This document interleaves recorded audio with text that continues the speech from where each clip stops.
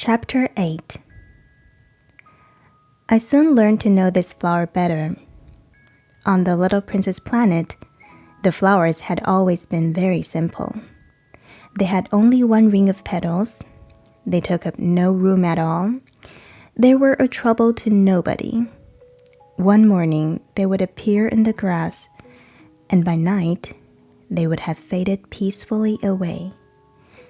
But one day, from a seed blown from no one knew where, a new flower had come up, and the little prince had watched very closely over this small sprout, which was not like any other small sprouts on his planet.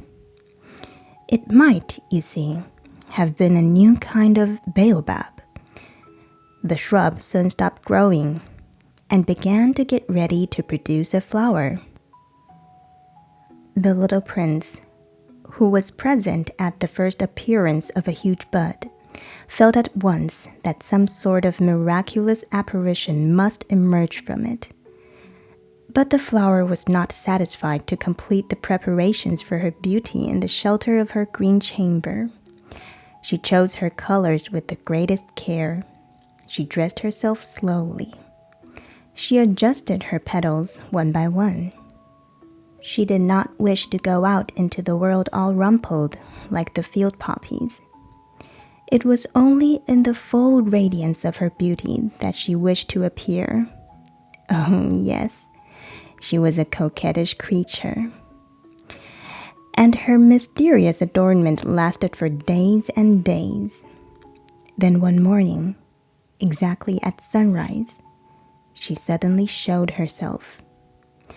And after working with all this painstaking precision, she yawned and said, I am scarcely awake.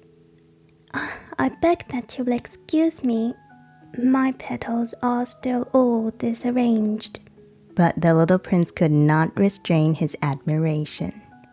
Oh, how beautiful you are! Am I not? The flower responded sweetly. And I was born at the same moment as the sun. The little prince could guess easily enough that she was not any too modest, but how moving and exciting she was. I think it is time for breakfast, she added an instant later. If you would have the kindness to think of my needs. And the little prince, completely abashed, went to look for a sprinkling can of fresh water. So he tended the flower. So too, she began very quickly to torment him with her vanity, which was, if the truth be known, a little difficult to deal with. One day, for instance, when she was speaking of her 4 thorns, she said to the little prince, Let the tigers come with their claws. There are no tigers on my planet, the little prince objected. And anyway, tigers do not eat weeds. I am not a weed, the flower replied sweetly. Oh, please excuse me. I am not at all afraid of tigers, she went on.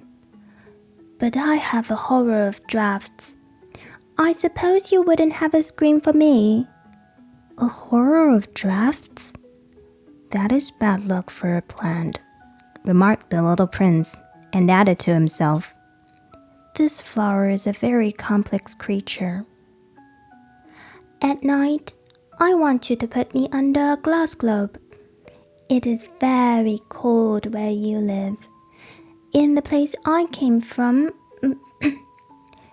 But she interrupted herself at that point. She had come in the form of a seed. She could not have known anything of any other worlds.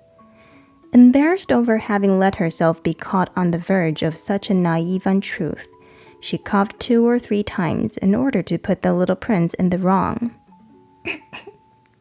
The screen. I was just going to look for it when you spoke to me. Then she forced her cough a little more, so that he should suffer from remorse just the same. So the little prince, in spite of all the goodwill that was inseparable from his love, had soon come to doubt her.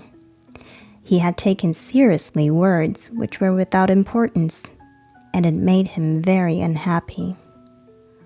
I ought not to have listened to her, he confided to me one day. One never ought to listen to the flowers. One should simply look at them and breathe their fragrance.